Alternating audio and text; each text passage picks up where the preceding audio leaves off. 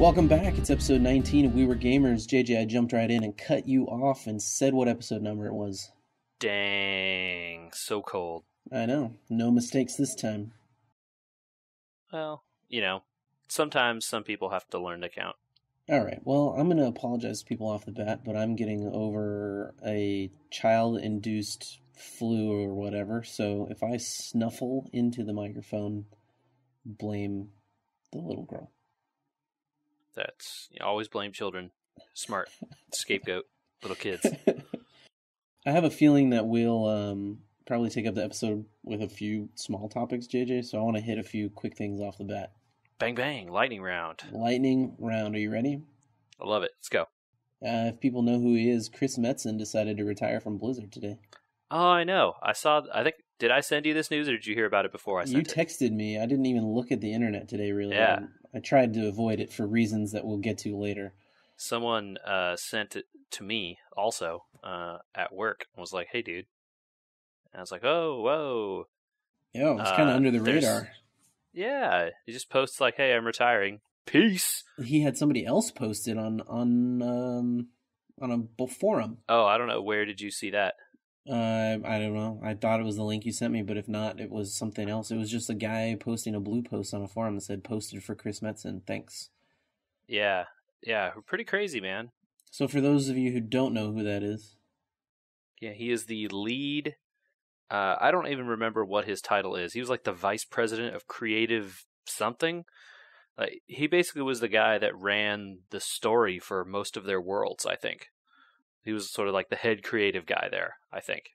Yeah, he used to do games and, programming and all that other stuff back when they were small. But as things evolved, he kind of became the lore master for all their main universes. I think all the way up through Overwatch as well. Yeah. I believe he was involved in all of that. I think people should go look it up. Maybe we'll post a link to it. But there's a very nice letter to his fans and to Blizzard. And I know we've complained about Chris's writing style in the past once or twice, but nothing that was over the top. I mean, he still created fantasy worlds that we all appreciate, right? Like, definitely above and beyond. The sentiment that I saw from people basically ran two ways of like, oh wow, the guy is a legend, and thank God we're finally going to be free of this guy and his horrible writing, right? It's like those are the two sides of the coin that I saw. And, it's like, yeah, but, say whatever you want about some of the more recent output of Blizzard's writing department. But it's not like he was sitting there writing the stories in those games, right? So, at some point, it's a collaborative effort. Right, yeah. I think he had the overarching vision and all that sort of stuff. And you can kind of say that maybe those games are under their own weight in a sort of way, Yeah, totally. Like the cruft of years has gotten to some of them. You could say. Yeah, but I think that it definitely deserves mention and for people to go read the letter. And it's interesting that he said he's retiring because I know he's been working on other projects with like Transformers and other stuff. He said he's not going to be working on other things like that. I wonder how long that'll last. In a cynical way, I guess, a little bit, but he is saying that he's going to work with his family and all that. So. Yeah, I wonder if maybe just the game development realities at some point got to him. It's an industry that definitely thrives on people that work, massive hours, all the time. So, at some point people want to step back, and the dude is older. He's definitely, our parents' age. I don't know how old exactly, but sometimes retiring. I think he's a little younger, but I think he's also earned monetarily and work-wise a retirement if he wants it. Definitely. I mean, he's in late 50s, early 60s, I would guess. So, probably around that time, Yeah. Well, so there you go. A minor bit of news for some people, major for others, but just so people knew, I guess, in case they didn't hear it, because I didn't hear it. Yeah, interesting news anyway. Yeah. Just sort of out of the blue. He's just like, poof, I'm out. Yep. Weird on a Monday. Mm-hmm. Anyway. And other round out the Blizzard news, JJ. Uh-huh. I decided to play a little bit of Hearthstone this afternoon. Oh, cool. Love that I was playing Wild, and I thought, I'll gain a rank, and then I'll quit, and I'll go do something else. And then I gained a rank really quickly and easily, and I was like, this is weird. I was playing N'Zoth Paladin. Good deck. And it was a good deck, fun deck. We still need to compare notes at some point, which we'll do off air because people don't care. Okay. Yeah. And I was like, well, I'll go till I lose. And then I climbed to rank 12, and then rank 11, and then rank 10, and then rank 9, and I was on the cusp of 8 before I lost today. Nice Yeah, streak. That was a crazy streak, and I just thought, you know what? Hearthstone's fun again sometimes, especially in Wild, which gets back to the point that I was going to make. Apparently, people at Blizzard are now realizing that Standard kind of sucks. Oh, was someone saying this to them? Broad was posting today they're going to be looking at Standard, quote unquote, looking at Standard as we go forward to make sure the game feels fresh. Okay. Yeah, I hope they continue to make Standard fun. I think that the pool of cards in Standard, where it is now, is just not conducive to people making interesting decks work. And that unfortunately leads to a lot of people just copying whatever the cool thing is that they saw someone else do. And that's not particularly interesting to play against on the ladder when every deck you run up into is whatever the most popular deck was that someone saw online the other day. I think they just managed to try not to go overboard so far that they didn't have a Dr. Boom that everyone could say threw the game out of balance or something like that that defined how to play the ladder, right? There's just too much There are a lot of mediocrity. people out there complaining about Yogg, man. A lot of people. And as much as I think Yogg is a hilarious card, people say that, it's not fair, he can win the game by himself, all this sort of stuff. And they're like, oh, it's not possible to, like someone always has the ability to win with Yogg. And it's like, well, yeah. Or it's definitely possible to win the game before turn 10. So you could just do that. Sure. I mean, today I was playing against a Warlock, and it was turn 8, and I had him at 14 health, and I was facing basically losing if I didn't have a way to kill him. So I attacked his face for the 6 damage I had on the board, and he had, I think, 6 creatures out, and I dropped Rag, and Rag hit him, and I managed to win, and that was my only basically statistical chance of winning the game. So someone would say, like, Rag is unfair because you can just win you the game, right? Yeah. I mean, I don't think Yogg is out of balance according to that math. Right, and the fact that he can do literally anything at 10 mana is like, that's the most you could ever spend on a card in the game, right? It should have the most possibly powerful effect. Doubly so if your deck is built to take advantage of it. Sure, and by comparison, you'd rather have, what other 10 mana cards could you have that would be Yogg? Mind Control? Yeah, not nearly as good, right? Considering Yogg could mind control 10 guys. Exactly. So maybe I don't think that is a valid concern. I'm just saying that there are cards like there's no card that defines things currently, right? There were a bunch of cards that defined things back when the game came out. There's Hyena, there was everything, or Buzzard, and there was... I think people would argue that the thing that defines the game now is the ability to win before Yogg, and the decks that can do that the best are like Shaman and these kind of aggro decks that are maybe not very interesting. Maybe Flame Breathe Faceless or whatever. 4 mana 7/7. 4 mana 7/7. Yeah. Yeah. I don't know. Anyway, there's a lot of complaining about Standard currently, and I guess my point is that Wild's a lot of fun and people should just play that instead, so I'm not facing the same 3 mages all the time. The game's in a good spot in Wild, I feel like. And Standard is not bad. There are some fun decks out there. But, nice to shake it up every now and then. Okay, let's end the Hearthstone talk with general game talk about something. Hearthstone's doing something called a welcome bundle. Did you see this? Oh, yes, I did. $6, I think it is. I think it's $5. It's $5 for 10 packs, which is half price, plus they give you a legendary for free from the classic set. How do you feel about this? It is not a legendary from the classic set. That would potentially be better than what it is. What is it? It is a class legendary from the classic set. Okay. So So one of the 9 classes, each one has a legendary from the classic set. It's one of those. as current gamers that have most of the classic set, you and I probably don't care about this, but how do you feel about this as an intro piece? Do you think that this is even worth their time, worth degrading the price I of think things? so. There is a stipulation. I think you can only get it once per account. Right. So just to lay this out there for people, imagine you've been playing, I don't know, what is that game, Marvel Heroes, that, online free to play. Sure. Imagine you've been playing a free to play game for a long time, 2-3 years, and then they come along and say, like, okay, all this stuff that you've already gotten, we're gonna let people have access to for uber cheap real quickly right off the bat. How would you feel about that? And like, you don't get any advantage from it, basically.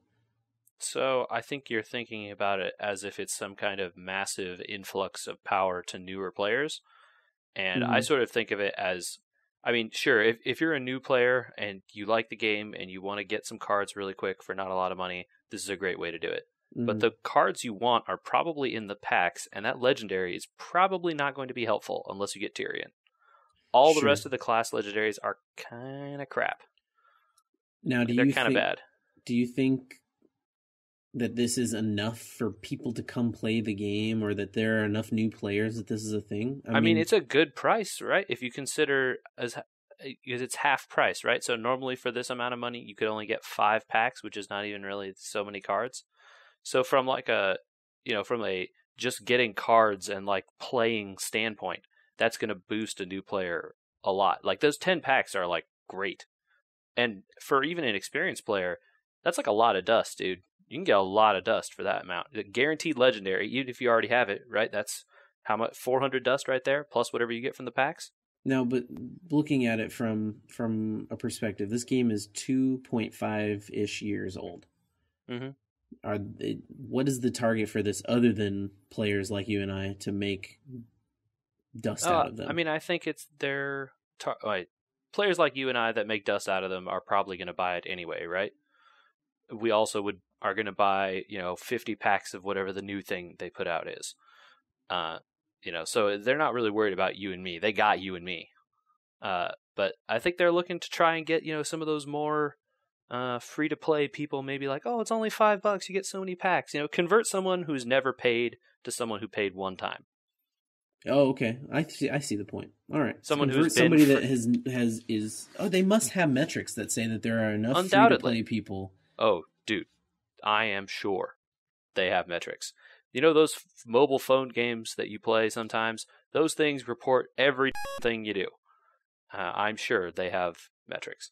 Okay, cool. Well, I just wanted to see what your perspective on it was, because I was kind of like on the fence about whether it was even worth their time to put up on the store. Nah, go for it. Let people pay money for stuff. Who cares? Unless it's not blatantly overpowered. The cards are getting giving people access to the cards does not break the game. Mm-hmm. Or it shouldn't if the game is well designed. Fair enough. Which we think it is. So fine, sure, let people have them for cheap. That's cool. I actually think the access to cards is more well designed than some of the cards. Yeah, that's actually a really good point. That would be an interesting discussion to have, but kind of boring. So yeah, not today. Yeah. All right, let's get into the meat of this thing and start. Should we start incensed? I think I want to start incensed. Okay. Fantasy football started this week, JJ. Andrew, football is back. Woo! So good. I had to pay some real deep karma for the Broncos to win that game. Did the Piper come? The Piper came for my fantasy teams and said, the Broncos shouldn't have won. They won by 1 point. Y'all receivers is going to suck. Let's point out that they should have lost that game. The Broncos. Yeah, they should have lost that game before the first quarter. Yes. Okay. But instead they won, which was amazing. Let's talk about the number of times the Broncos defense spearheaded Cam Newton in some of the most disgusting defensive play I've ever seen. They literally targeted his head and hit him over and over and over and over again, and the refs are just like, seems legit. There's no way you can defend this. Go watch that tape, dude. I popped in and out of some of the games, so I guess I missed a lot of what people were talking about. But Michael also called me on that, and I don't think anybody should be hit in the head. I wouldn't defend that if that were the case. I think that if the Broncos defense had been called for the number of whatever that penalty is for 15 yards every time, this would have been a different discussion. Look, at the same time, on the final drive of the game, they managed to try and throw. Oh, do you mean when Cam Newton was playing while he was concussed? Or when Cam Newton, or when the defense was trying to, like, you know, hit him in the head again and give them a personal foul for a first down, or when they face masked for a first down, or on 4th and 15. I mean, they tried to lose the game, but they still won. So I'm not saying the Panthers defense helped them there. I just wanted to bring that up in case you didn't know. I have a strong opinion that there was some dirty defense played there. I also have a strong opinion that Cam Newton's concussion is not going to get reported correctly. Oh, no, I agree with you there. They absolutely did not follow any kind of rules that they claim to have about that. Because there was definite tape at the end of that game where he's just standing there and doesn't know which way is up. Yep. Yeah, he should have been taken out after at least one of those hits.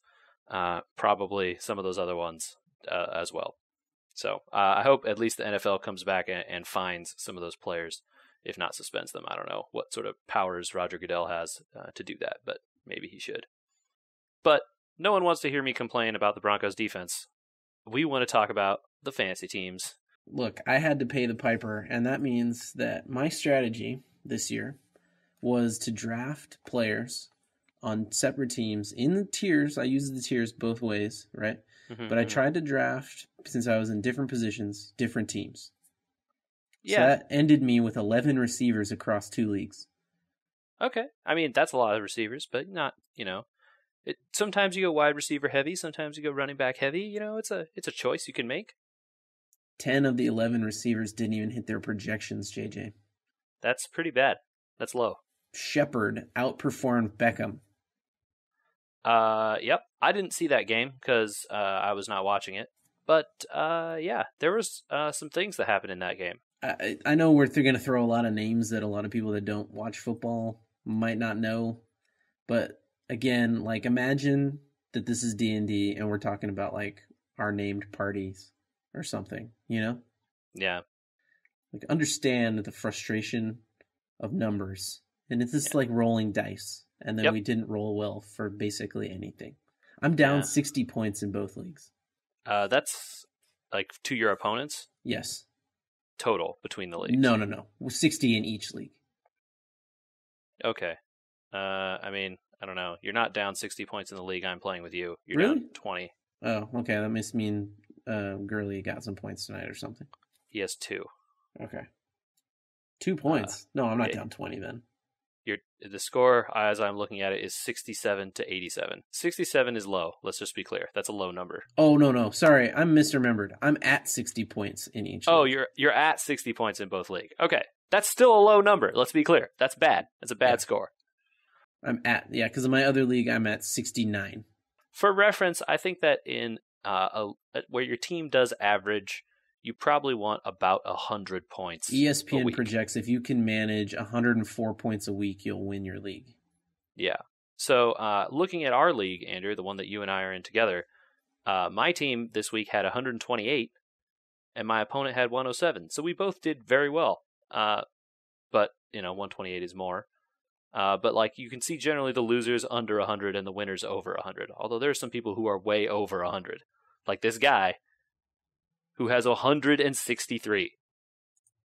That's a really high number. The heck? Yes, that's a very, very high number. Like, potentially one of the all-time highest numbers I have seen. I mean, just look at this week, though. Like, 10 of 11 receivers underperform, including Odell Beckham. Mm-hmm. Probably top 3 draft pick for most DeAndre people. Hopkins underperforms by 5 points. Yep. Mike Evans underperforms by 2 points. No, I mean, this is ridiculous. But then, look at some of these people, like Andrew Luck, 43 points in this league. Willie Snead, 23 points? Drew Brees, 38 or something like this. It's like, some people just, some people went crazy. And, Antonio Brown, the consensus number 1, beat his projection of 16, but with 24. It is really a dice roll. And lest anyone think my team is amazing, my tight end got 0. Goose egg. Not a single catch. He was targeted twice. I'm incensed because I'm losing and badly, and I shouldn't be, but it's the first week of the season, I guess, and maybe just because people don't have tape, they're bad, but why are you incensed if you got 128 points? So I'm in 3 leagues, as you know. I don't know you're in a couple yourself. I am winning 2 of the 3, which is great, but the way I lost the third one, which is the auction one, is the most frustrating thing. I lost because Russell Wilson had to play injured for an entire game. What do you mean had to? I mean, he played injured for the whole game. Well, why didn't they put somebody else in? Because they don't have anyone else. It's the Seahawks. Can you name a backup quarterback? I can't. Terrell Pryor? I don't think he's on the Seahawks. No, I think sure that guy's on Buffalo. I think he's a receiver in the Browns. Speaking of the Browns, they already put RG3's on injured reserve. Yep. That's so funny. What a great use of time that guy was. Yeah, so, Russell Wilson's projected was 21 points in that league, and the scoring's a little different in that league than the league I'm in with you, but, the numbers are pretty close. Russell Wilson did not even get half of that number. My opponent's quarterback got 9 points, and I lost to him. His opponent's quarterback got 9 points. Oh, and my tight end got 1 point. I mean, tight ends are a gamble, especially outside the top 3 performers. Yeah. Let's see. Let's look at my total bench points. I have 70 points on my bench, Andrew. 70 points. Yep. You know what, though? You won 2 out of 3. I think that you don't get to complain. Although you can complain about how badly the Chargers lost. No, they deserved it. You can tell that they deserved it because, Andrew, how long did it take for us to lose a player for the season? 3 plays? No games. It took no games. Nope, it took the first half. And after the first half, we lost our star wide receiver, I assume, for the season. I assume as well. And I'd love to thank him for that as well. Thanks for that, so that Danny Woodhead got a zillion. Well, don't worry. There won't be many more games like that. Also, Melvin Gordon finally got a touchdown. His first 2 of the NFL, despite playing most of last season. I think all of last season. Yeah. I just assume every Charger player misses 2 to 3 games with injury because that's just how our team is. Unless you're Phillip Rivers, and then we get to see you cry all season. Well, that's just the constant has to be somewhere. But yeah, fantasy football, man. It was really nice to have football back on a Sunday. Something to watch that wasn't bad. Just like, hey, I could watch these guys. Again, we will always complain that the games I want to watch are never the ones that are actually on. Well, that Sunday ticket's only $50 a month, dude. Yeah, but no dollars a month is also $50. What? If I spent no dollars a month, I could spend that $50 on something else. Yeah, I know. So I just found out today, they just sent out the email after week 1 for some crazy reason that due to holding season tickets as an NFL season ticket holder, we are allowed to get free audio access to any NFL game. That would have been nice to know before the Packer game that wasn't on TV. So you could listen to the radio of it. Yeah, but any game. You don't have to listen to the one that's on ESPN radio. Okay. Well, that's cool. Yeah, I mean, that's great. Why'd they do it after week 1? Because some person in marketing made a deal and it's fine. Yeah, it's just weird. Anyway, and they also give us access to the Red Zone channel. So I think that we'll escape with not buying NFL Sunday ticket. That's worth it. The Red Zone channel is the thing I want. I hear that adding it to the cable package by itself without the NFL ticket is only $5 a month. Yeah, I'd still love to be able to watch the out-of-market Packer-Bronco games, right? Mm-hmm. Rather than having to watch the Raiders or 49ers. Totally. Although it turned out that Raiders-Saints game was awesome because it was just a throwgasm on both sides. It was so much fun. I have never had... And 30-yard bomb, and 30-yard bomb, and touchdown, and touchdown. Wow, it was great. First of all, I've never had any respect for the Raiders. No, and second of all, I've never had any enjoyment watching a Raider game in my entire life. Yeah. But a 2-point conversion in New I know. Orleans. It was like What watching a a college football game. Oh my what a God. game. What a game, man. What a game. It was just like both teams decided collectively, they got together and were like, let's just not have any defense, guys. We'll just like let the other team do what they want mostly. And it's like two-hand touch on the defense side and we'll just go for it. Man, wow. It was like the first time any Raider team has had any self-respect whatsoever. We were flipping back and forth between that and the Charger game, obviously. And the Charger game, the first half was like that too. The Chargers and the Chiefs are both just throwing bombs. And then after Keenan Allen got hurt in the second half, we stopped switching as much. And yeah. The Raiders lost 3 right tackles in the same game. So that's why they were just hurling it. They had no time and no protection, and they weren't going to get any runs because they had like a porous line. So they were just like, all right, Derek, get to the line and just huck it. That explains some of what was going on with Latavius Murray. So, okay. Good to know. Yeah. Yeah, they had to use a lot of he blocking. got a good number of points, but like it came from a lot of catches, not as many of the rushes. So right, yeah. And like one random touchdown. Also that Jalen guy seems to be pretty good too, so that's going to be a problem. Yeah, their backup is strong, so that's going to be a problem for my fantasy team. Committees. Oh no. Yep. All right, well, I got my beef out. At least the Broncos won. I feel like anytime the Broncos win, I'll take all my fantasy whips. It's like if I came in dead last in fantasy every year, but that meant the Broncos got a Super Bowl every year, I would pay that price gladly. Oh, wow. Okay. That's maybe we need to arrange this with ye gods. So I would like to see your name on that toilet seat trophy every year for like 4 years in a row. I will hang the toilet seat on the wall next to my Elway jersey if the Broncos win a Super Bowl this Katie, year, do you hear that? Hold last. on, Katie, I'm talking to you through the radio here. We need to make this happen. If the Broncos win a Super Bowl this year and I come in last, that toilet seat will hang right next to the Elway jersey. Okay. Well, we both know that's not going to happen. No, because I'm not going to come in last because I'm good at fantasy football. No, also, the Broncos aren't going to win the Super Bowl. That's the thing that's not going to happen. You coming in last is debatable, but we'll see. Yeah, so it's been good. I'm excited for fantasy. We'll see how it goes. I know I have Russell Wilson in 2 leagues, and he might not play week 2 with this ankle sprain. I avoided Russell Wilson because I did not have good vibes, so I feel good about that.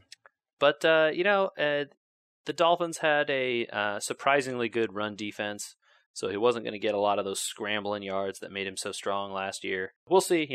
Ankle sprain's one of those things where it could be out 6 to 8 weeks.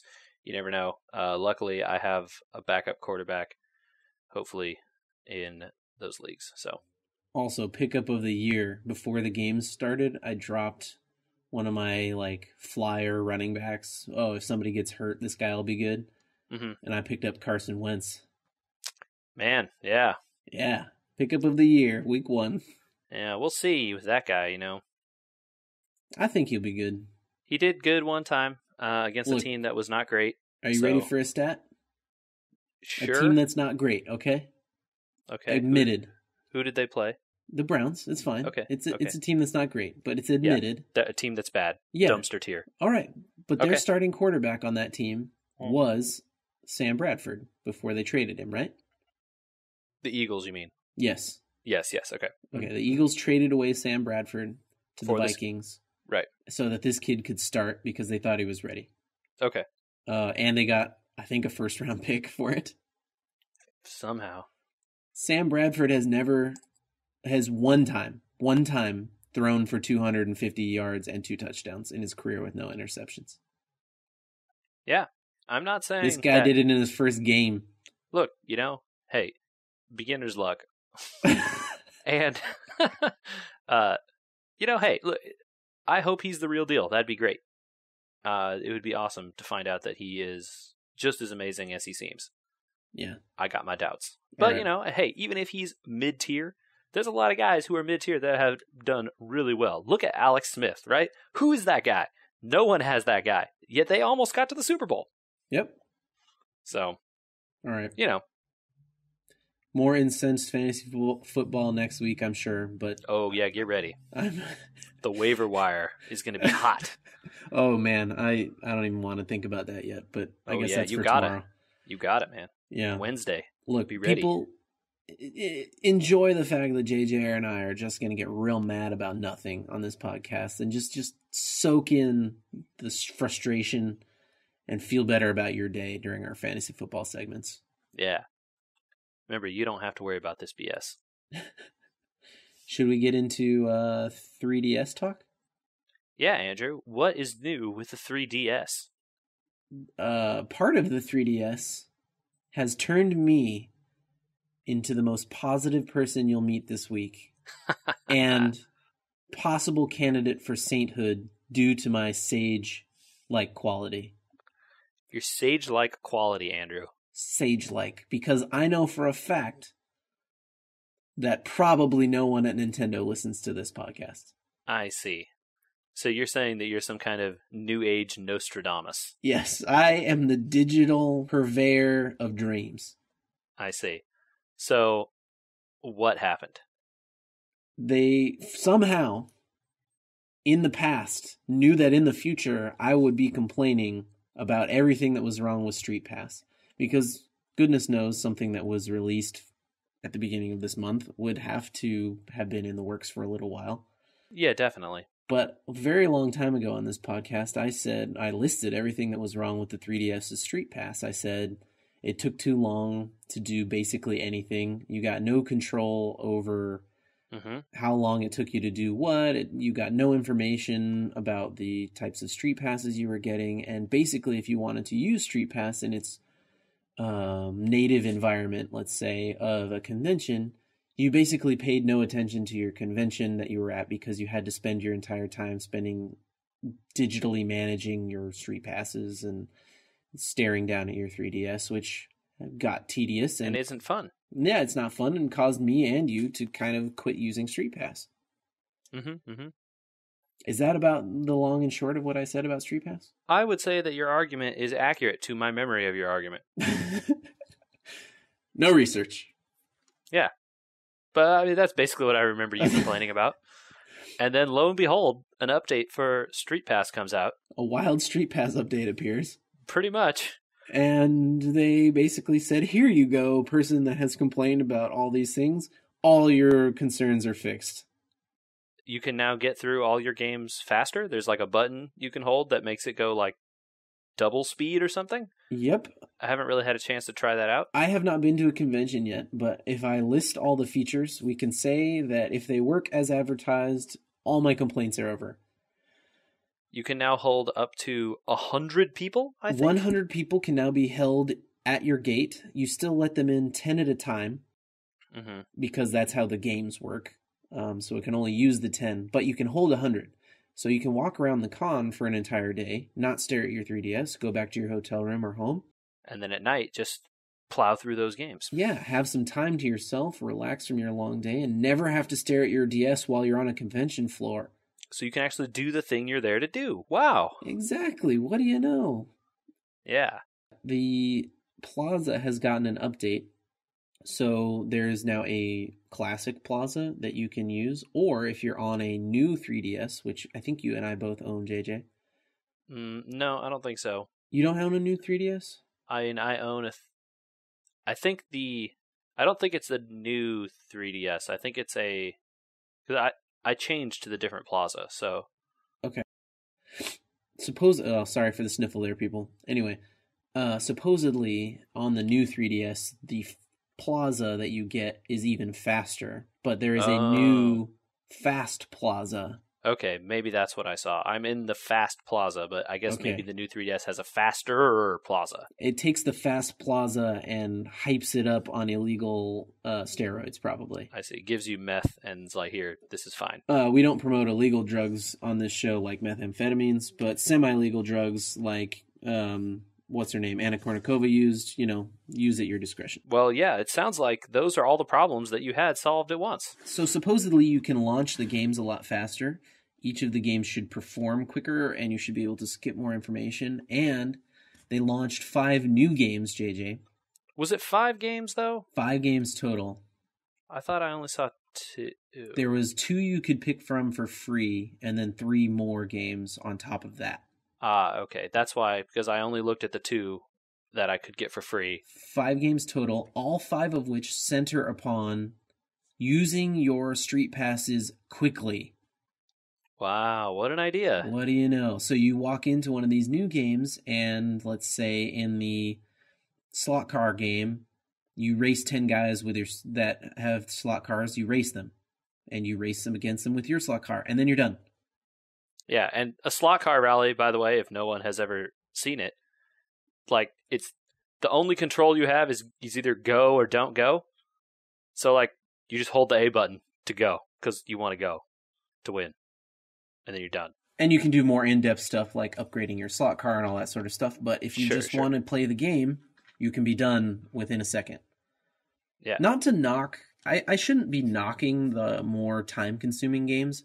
No, they're good games too. They're really good games, but there's a value in the shorter games like the puzzle game or the slot car game or this new adventure game where you get the 10 street passes and it collects all their steps and then you use their steps to discover things. There's a value in both lengths of game. The problem is that the last time they released 5 RPGs and it was like, no, this doesn't work. And if you consider that really the street pass stuff is sort of an ancillary thing to what in theory you're doing with the 3DS, which is playing like other games. Sure. You know, it's a video game system for playing games. So in theory you're playing games on it, and the street pass stuff is just something to do on the side. Right, they kind of forgot, I think, in the last update that it was supposed to be ancillary. Although, you know, a lot of people do play a lot of Street Pass games, and I do too. Definitely. I would say I've spent equal time in Street Pass as I have other games, because I used to enjoy it a ton. This update just makes me excited for it, and I'm sure I will enjoy it as much as I did before. Yeah, I'm super excited to get to try it out, probably at BlizzCon next. I imagine that's the next time there will be at a convention where there's likely to be a number of 3DSs. Yeah, it's only a few short months away, too. So should be good. Yeah, it should be fun. And for those people that bought the upgraded Plaza in the past, I don't know what that was. I don't know either. I did, and I got a message that I did. So I don't remember what they upgraded and what you bought premium content for in the Plaza before. Maybe somebody can email in, or... It's probably like hats and stuff? It was either hats, or maybe it was buying the upgrade games or something. I got a message that said, because you've got the upgraded Plaza, you get this cool button that your Mii wears, and if I use the slow Plaza to let people in from the gate, I can filter from the 100 people. Oh, that's cool. So I can say, I think I'm going to play Haunted Mansion, and I only want people with green shirts. Yeah. Well, I want all those 10 people with green shirts. Or I'm in Find Me, and I need somebody with a light blue shirt. Find Me. So I can let in that light blue shirt. As a person, Andrew, who only just recently completed the second quest to Find Me at Comic-Con this year, that was, my first time getting all the way through all of Find Me. Having people with different colored shirts is very important in that game. Yes, it is. Especially on the second quest. And there's a lot of times where you just need, I really got to find a guy with a yellow shirt to help me through this sandstorm, or I really need a person who can cure poison, or I really need a person who can break this light dark shield. And it's just like this. Yep. Man, you could street past 10,000 people, and if none of them are the exact right ones, you can get nowhere in that game. Yep. And being able to filter would be amazing. Yeah, so you should look and see if that was, and if your Mii is wearing a gold pin, then you have that ability. Yeah, I didn't get a message about my Plaza being fancy or anything, so I don't know if that upgrade is out there for you still. Maybe you can still get it. I mean, maybe if I buy one of the Street Pass games, it would let me do it, but I would look into it if you're interested. But maybe you're not. I don't know. You don't seem to be as into Street Pass as I am. I'm not. I think it's cool. Maybe if we hear that some of these new Street Pass games are really great, I would consider getting one of those. Mm-hmm. But I'm pretty happy with the ones I have. And then the new one, Andrew. Did the new one. Did you choose the same new one as I did? I did, yes. The stock market game? I did. Looks so good. That one. Yeah, it looks cool. Now, you said that we could help each other. Were you talking about through Spot Pass, through the internet, or just through Street Pass? Oh, I just meant street passes since you and I will street pass each other relatively frequently. Yeah, exactly. Uh, just it would be nice to have another game where you and I will both play. Absolutely. We Yeah. haven't done that for a while because I know you've been working on those newer Street Pass games that I don't have. So, Well, I'm like I said last time, I was working on one at a time because they were all basically RPGs, and I was losing my mind trying to keep up with all of them. So, no, they weren't all RPGs, but they took a heck of a lot of time, each of them. So yeah, some of them are it pretty felt slow. like they were, one was a side-scrolling arcade game, but that means you've got to get through an entire side-scrolling level. Yep, and some of them, yeah, definitely. So some of these new games, just to list them out for people in case they're interested, there's a slot card game and a stock market game. Yeah, and you get to choose one of those two, and you get it for free. Exactly, and you can still purchase the other one. You don't lose out on it. Yeah, and then there are 3 other games on top of those 2. A discovery game where you find old Aztec ruins, and oh no, I don't remember the other 2. Oh no. Well, there were 2 others. Don't worry about it. There are 2 others. They come in a bundle called the 3 bundle or bundle 3, which is really confusing. So if you think like, oh, okay, you can get 3 of them in a bundle. No, you can get all 4 of the others in a bundle. Just so people know. I was confused by that. I think this is the 3rd set of Street Pass games they have released. Yes, and so they called it Bundle 3, but there's 4 games in Bundle 3. So just so people aren't confused by that, you can buy the rest of the 4 games in Bundle 3. Well, yeah, people should check it out if they're interested. When I heard that update was released this past week, I was like, oh my God, Andrew. Yes. They listened. They listened to, specifically to you somehow. I had to check my pulse there for a second. I could not believe they addressed every single thing I was complaining about, and that the new games it was pretty amazing. Were all designed to be quicker.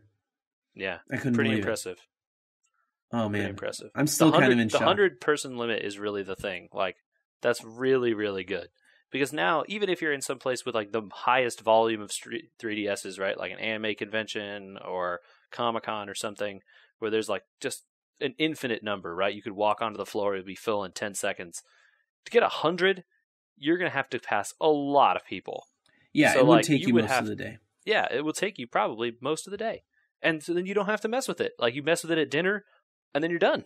Yeah. Like, oh, so good. No, you get, and what this turns Street Pass into, which is what you kind of want it to be, is not having to manage it instantly, but also getting an hour or two's worth of enjoyment out of it. Even if you only want to play 1 or 2 games, you can still let in 100 people. It's going to take you time to play. It's going to be great. You're going to get 100 puzzle pieces at once.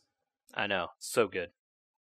Rather than getting 20, right? Because you had 2 chances to check your 3DS. Yep. Yeah, oh, man. Pretty cool. I am so amped. I can't even tell. I'm shaking. I'm so excited. And oh man. Like I said, Sage. Keeping it posy over here today, you know? Oh man. Real good. I'm so happy today. It's fantastic. Real good. And I'm even happy to talk about our next thing, even though it kind of bums me out at the same time, but it led to something I really wanted to talk to you about since we started this show. Okay. Andrew Lee of the Orange County Lee clan posted some sad news this week that you and I both saw and commiserated over and ended up playing a game because of. Yeah. Some sad news for fans of board games out there, or a certain category of board games from Fantasy Flight Games. Sounds like they are not going to be keeping the Games Workshop license. As of February 2017, they will no longer have in their catalog, quote unquote, any Fantasy Flight / Games Workshop games as of next year. So that's sad. They've definitely made some really good stuff. I went through that list, and for me personally, I know there's a lot of stuff on there that Biggs Game Workshop fans will be into, like Blood Bowl and a couple other things that... Yeah. There's like a trading card game and a couple other things, but Talisman and Horus Heresy Relic are both Fantasy Flight games. Yeah, I think the board game is called just Relic. Right, right. The digital version's The Horus digital Heresy. version is Horus Heresy, but I don't think the digital versions are going away because I don't think Fantasy Flight is involved with those. Now, interestingly, I thought about that because when we discussed this, so people know, we'll talk about the board game and what it's about in a second, but there are digital versions of most of these board games as well. Mm-hmm. And how can they not be involved in the licensing of their own board game when it's remade digitally? It's not their game. It's a Games Workshop game. Is it? Yes. So Talisman, right? Do you know, Andrew, that I own 2 copies of Talisman? I did not know this. I Explain. own a copy of Talisman from before Fantasy Flight published it. Okay. It was published by, I don't know. It was some Games Workshop company, though, like Black Library or something like that. Okay. So made by Games Workshop. And then Fantasy Flight took over like maybe 2 years after that and published the Fantasy Flight version, which tweaked some rules and added some new things or whatever. For the better? Like the 4th edition of Talisman or whatever, like compared to the 3rd edition of the one I had. Now, would you call that for the better? Yeah, I mean, they added Fate. Fate didn't used to exist in that game before. Oh, wow. Which is it's a random concept. It's not worth explaining to the people out there. But they added a whole new system, right, to this already relatively complicated Well, I board think game. we'll explain some of it for sure, because I think people should know about this game, and it's a good opportunity for us to talk board games on this show. But Okay, cool. Yeah, if people want to go into it. yeah, I think we should. But Okay. But okay, cool. So the Fantasy Flight version's worth having, because Yeah, definitely. Especially if so. I got to back up. If you like this kind of board game, okay, it's worth having. I think we should just delve into it. And Talisman is a really specific kind of board game, right? It is a pen and paper RPG translated into a board game. Well, I think that's the best way to think of it. Yeah, let's start here. Talisman and Relic are the same-ish game, so we're only going to describe one of them. They're just set in different universes. Pretend you take all the concepts we're talking about and put either a fantasy skin on top of them, that's Talisman, or put a space sim on top of it, and that's Relic. Now, we know we're oversimplifying for those of you that play both of the games, but for people that don't, we're just going to gloss over the differences. Right. Okay. So imagine you were playing Dungeons and Dragons. That's what JJ means when he says pen and paper RPG. Right. Yeah, you have your character sheet, right? And your character sheet tells you everything about who your guy is. He's a warrior, or he's a priest, or he's a druid. And he has statistics that are common to all characters, but the numbers on yours are specific to you. He has some kind of powers that only he can do that the other ones can't. And he has like possessions, like swords and armor and items and money. Great. Fantastic so far. The sort of things that you have in a pen and paper RPG. Well, Talisman has all those things too. So you have a character in that game. You got money, you got possessions, you got items. You have statistics, which are strength, and which is craft, which is, wizardliness. And then you have money and all this sort of stuff. So the board game has all that. And it has a land that you can explore. The goal of which is to get to the center to claim the treasure. Yes, and the land is in the base board, right? It's like got spaces on it. It kind of like looks like a little bit like a Monopoly board, a little bit. Yeah, it's got a big outer area called the outer region. You can walk around. It's a big square. The board is quite sizable, so it's a large number of spaces. And then you can cross a moat into the inner region, which is sort of like a big island in the middle of the game board. And there's a region in there with less squares, but still slightly more dangerous. And even inside the inner region, there is the innermost region, which has very few number of squares, but they're all very dangerous. And in the very center of the board is a big square for the final prize. Whoever gets there first and kills everyone else wins. Right. So you get to the middle. The middle has something called the Crown of Command, and the Crown of Command is basically a spell you cast every turn. It's a big MacGuffin, right? Right. Yeah. It just it wipes out the other players on the board slowly, and if they can't get there and stop you, you win. Yep. And if they do get there, then you two have to fight it out until one of you wins and the other one dies, and then that's the game. Yep. So in a typical turn, what the game really boils down to, and kind of the joke and why I tell that maybe some people wouldn't like this kind of game, pretty much the only decision you have to make when you play Talisman is, do you want to move left or do you want to move right? Because everything else is governed by randomness. Yes. Dice rolls, what cards you draw. All of that stuff. Much like playing a pen and paper RPG, Mm-hmm. or playing a game like Battlestar Galactica, or playing Talisman, or a few other games that we love, it's a game you say, you're coming over to play Talisman tonight. And we are going to spend 4 hours sitting around making jokes and rolling dice, because that's what you do in this game. There's not enough time to do anything else. It's not a Euro game. You can't bust it out in 15 minutes or 20 minutes or 40 minutes. Or even an hour. Yeah. Even if you there all night. Even if everyone knows all the rules already, playing a game of Talisman takes a while. Which is by design of itself is part of the game and part of the allure of playing it, right? If you don't want to sit down and spend 3 nights of everybody rolling stuff up to make character sheets, instead you could pull up Talisman and everyone gets basically defined character sheets and just picks their character. Yeah. And you can be the warrior dude, or you can be the druid, or a priest, or, as Andrew and I found out, a ninja, or a swashbuckler, or what was the other one? Dark Cultist. Dark Cultist. There's a whole bunch of crazy ones in the computer version of the board game. And there are some physical expansions as well, some of which are in the computer version, and even more of which exist digitally than exist out there in real land. Oh, really? So there are less? Yeah, so some of the expansions for the card or for the digital game don't exist as cards, like real ones. Interesting. I did not know that. There are you can buy individual character sheets, like new classes and new characters that just aren't, they just made them up. So somebody out there is updating that game more than they were updating the Fantasy Flight version. Yes, I think. Okay. Now, has there been any news for the physical games about being printed anywhere else that you saw? No, but I didn't look very hard. Okay. Well, I will try and find out, and if I find anything, I will post it. Yeah, that would be great because, like we said, there's a lot of those games are really cool. Both Relic and Talisman are great. Fair warning, I actually have never played Relic, but I don't need to, because if it's anything like Talisman, and which I'm told that it is nearly exactly like Talisman, then it's probably awesome, because I love the Talisman, so I probably love Relic. And if you like Warhammer 40,000, which is kind of a space version of fantasy and I games, do like Warhammer 40,000. Then why would you just like it? You know what I mean? Yeah.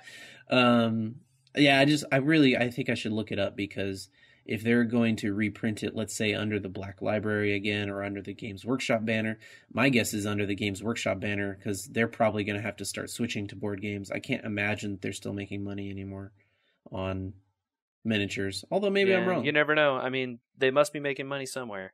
Yeah, well, on video games for sure is where they're making money. Totally. Because people like you and me, as we discussed a long time ago on this podcast, would rather play video games. Right. Well, as evidenced by the fact that instead of getting together to play Talisman, Andrew, you and I played a game of Talisman online. Well, we didn't. I mean, there was no way we were getting together to play a game of Talisman. But, in ye olden days, maybe. Sure. Of 3 or 4 years ago. Before wives and children, I would have driven to your house in an instant to play a game of Talisman. Yeah. Screw the 2-hour drive. Let's go play. Yeah.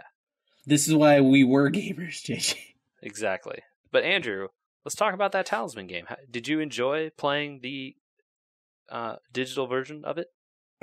Okay, hold on. Yeah, let's start with that specific thing.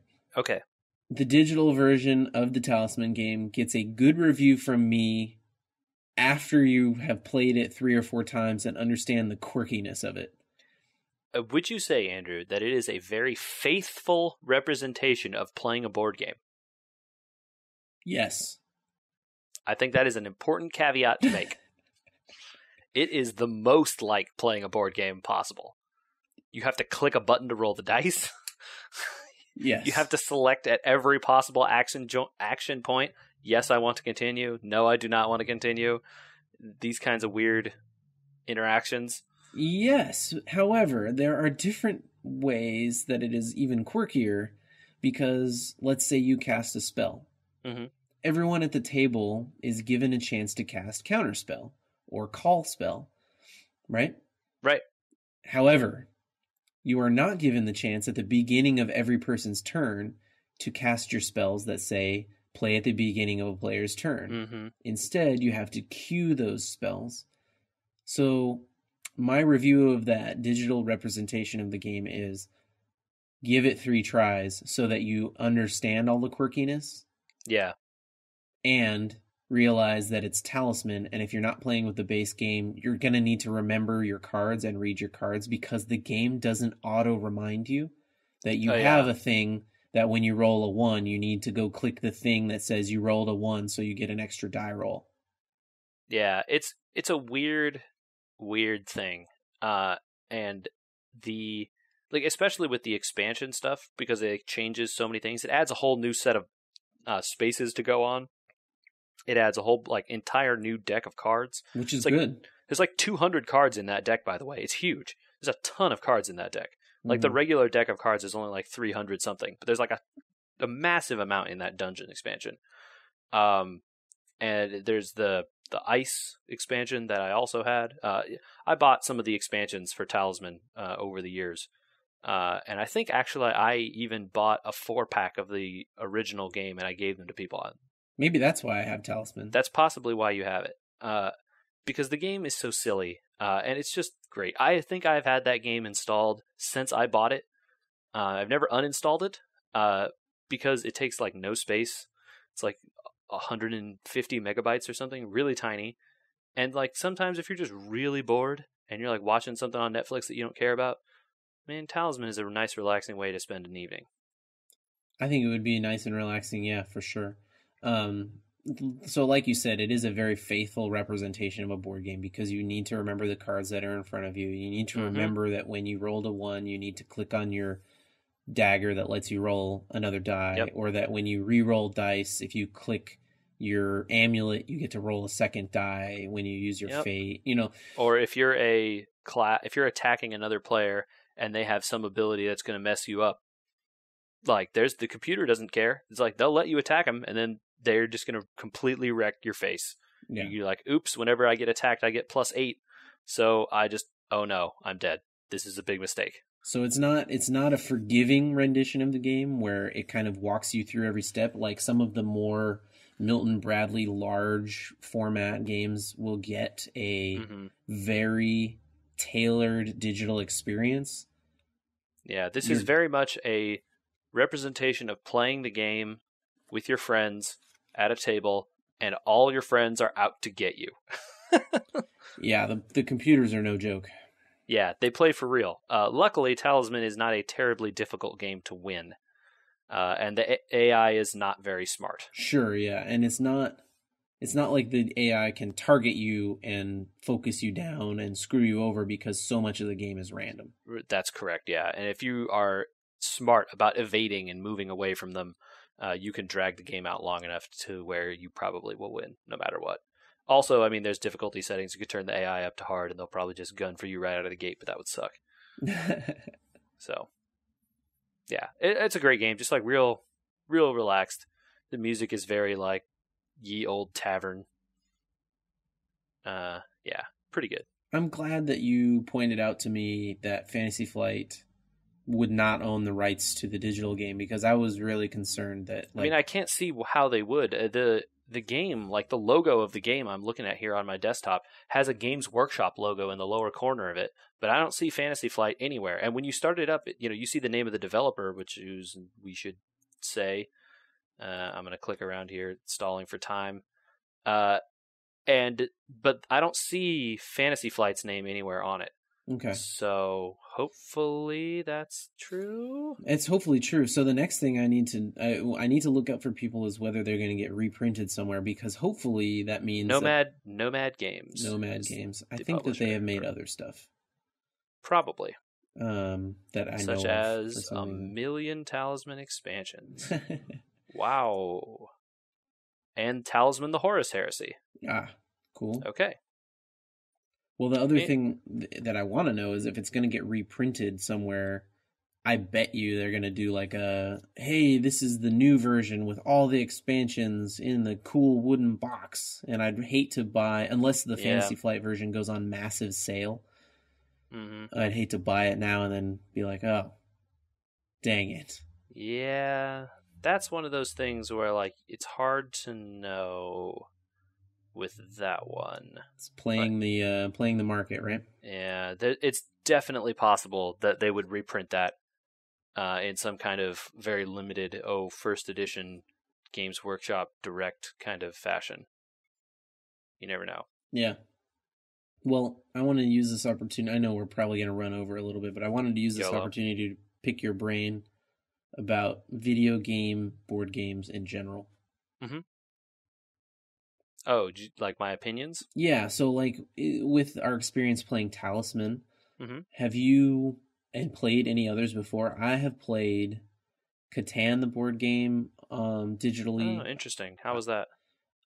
Actually, pretty well done. It was made for the Xbox, actually. Oh. It's actually the first video game that Katie ever played on my Xbox. And the reason I knew I could get her to play an Xbox and entertain her while I was at work. Because Catan. Because Catan. Pretty good. Yeah, as we've mentioned before on this podcast, Catan is the best entry-level game for anyone that is not a Monopoly player that you want to move to new games. Yeah. In terms of like digital board games, definitely the one I've played the most of is Talisman. But I don't think I own many other ones. I know I was looking for a while at a game on Steam called Armello. What? Yeah, it's a digital board game with sort of fantasy trappings again, but all the clans are animals. There's a rabbit clan and a bear clan and I don't remember other clans. And it just has kind of some similar mechanics where there's a lot of different kinds of dice and rolling, and it's also, I think, on consoles. And I know it was on Steam. It was on sale, the last sale, and I was looking at it and thinking about it. But now, have you played the physical version of that game? I don't know that there is one, Andrew. I believe this is only a video game. Interesting. Okay, because I was going to say I've also played Ticket to Ride digitally on my phone, and like Scrabble and Boggle. Oh, I guess it's true. I've played a lot of digital Dominion. Dominion, right? Exactly. Mm-hmm. So I think what I was going to say is there are certain games, especially like card-based ones or Euro-style ones with very few mechanics, that are very well suited actually to becoming even mobile games or digital games. I think mobile might be my target, right? Because like you can play it on your phone to entertain yourself while you're doing something. Mm-hmm.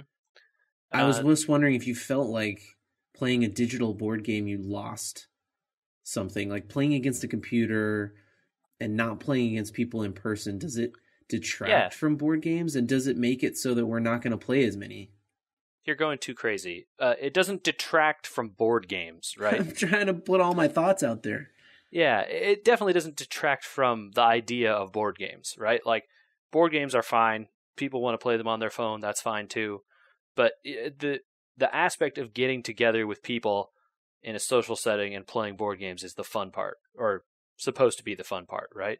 I wondered if it was just because we were getting older and we had less time that we were playing less board games, or maybe because we can entertain ourselves so much, not just with board games, but with other things, on our phones, that we were losing some of that.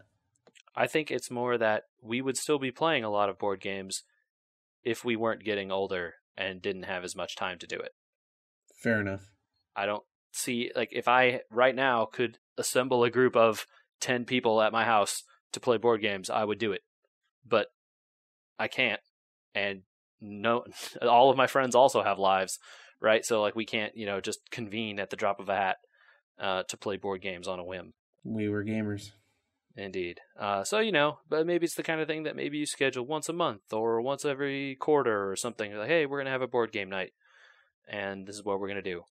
I did feel while we were playing that Talisman game, and this is why I just like had this spurt of ideas that I just had before. I'm sorry about that. It was just like, it was all flowing out of me. Ew, God. I just said spurt and flowing out of me. Okay. Yeah, it's not very good. It's only weird now because you said this, so... Okay. Great. Well, I can't take that back. Nope. Forward. I did feel while we were playing that, though, that it was kind of like, it wasn't the same as playing Talisman in person. It was just it's kind not, of, right? I wasn't paying nearly as much attention to it. I was watching football at the same time. I was thinking about what I was going to do the rest of the day. And, you know, we were playing with two computer opponents. And yeah, we got on Skype and chatted a little bit about it. But at the same time, it was kind of a debate about whether we would be even on Skype and chatting about it. Yeah. I had to go get headphones. Yeah, it's not the same, right? And it never could be. Even if you had a game of 4 people and everyone was engaged with the Skype conversation and chatting in the game and everything, and it wouldn't be the same. And it's just because it can't be, right? That's just not a thing that you can do digitally. Recreate that feeling of everyone sitting around a table with drinks and hanging out and, drinking soda until the 3 a.m. Is not really something you can do digitally. So given that we can't match the experience in person, as much as I liked the rendition of Talisman that they provided, doesn't that mean that maybe these digital board games should get their own treatments? And what do you mean their own treatments? Like not completely redesigned or anything else like that, but like more like, okay, this is on the computer. What can get automated? What can get redesigned? Well, so Andrew, that's why I was talking about that Armello game, and there are other games like it out there too, where they apply board game mechanics to video games, because you are playing a video game, right? But there's these sort of dice rolls and board gamey type mechanics in the background that are fueling it, and that's the stuff that is an interesting space if you're a fan of board games. Interesting. I know I'm a little bit angry with the developers of Armello because they're refusing to support some versions of their game because of, I don't know, understand reasons. But that's not going to stop me from buying it if it's on sale for $5, Andrew. Right. But it definitely is going to stop me from buying it on sale for $10. Well, I think you should get it and review it at some point. We'll see if it gets to $5. Gotcha. So it's like one of those things where it's a cool idea, right? Like, we like board games. We think it's really awesome that board games are popular and there's all these new cool ones coming out. We want to try them. I can't even keep up. Yeah. And game developers like board games too, it turns out. And a lot of people want to play those. And board game video games are a thing. And hopefully there's some cool stuff that comes out of that space too. Yeah, I think it's relatively new, and I think we'll be more engaged. The big ones are always going to get they're going to get the treatment they deserve in terms of making them mobile, making them on the computer, all that sort of stuff. But they might not get the treatment they deserve. They'll get treatments, right? Like, there will be an Uno game, and there is, right? You can play Uno on your PlayStation 4 right now. I guarantee it. But, is it the thing you want when you play Uno? Isn't the thing you want when you play Uno to slam down that draw 4 on your friend and be like, screw you, buddy, eat it? I guess maybe that was my point earlier, is that aren't some of these games, they have to be played in person?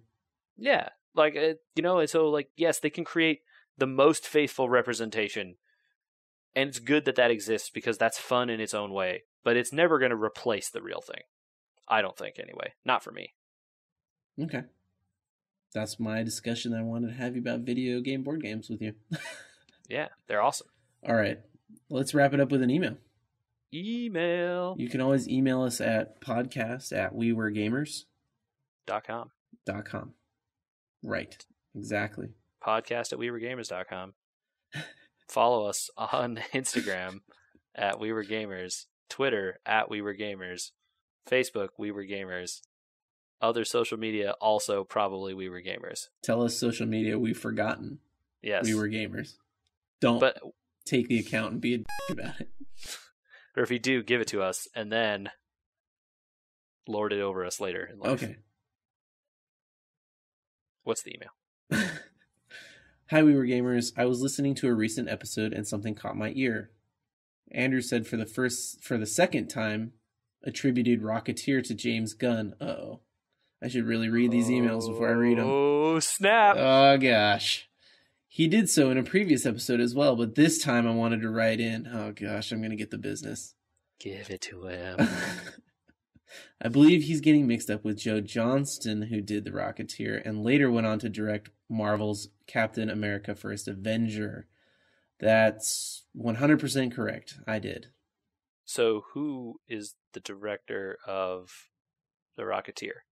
Joe Johnston, who Ah, directed Captain America, which is why I have James Gunn stuck in my head, because I knew that a Captain America dude, or that I knew that a dude that directed Rocketeer had directed a Marvel movie, and I thought it was James Gunn, and it instead is Joe Johnston. okay. Well, thank you for that correction. There's some more email left here. Oh, shoot! I stepped in too early. James Gunn is known for Scooby-Doo, Dawn of the Dead, Super, I don't know that one, and throwback to his time with something film, Troma film, Slither. Oh, Slither was a good movie. I really like that one. Yeah, Slither is actually a hilarious horror, quote unquote. I like that movie. Yeah. It's horror in a weird way. All right, well, see, James Gunn can make good movies because he made Slither, so I'm not wrong.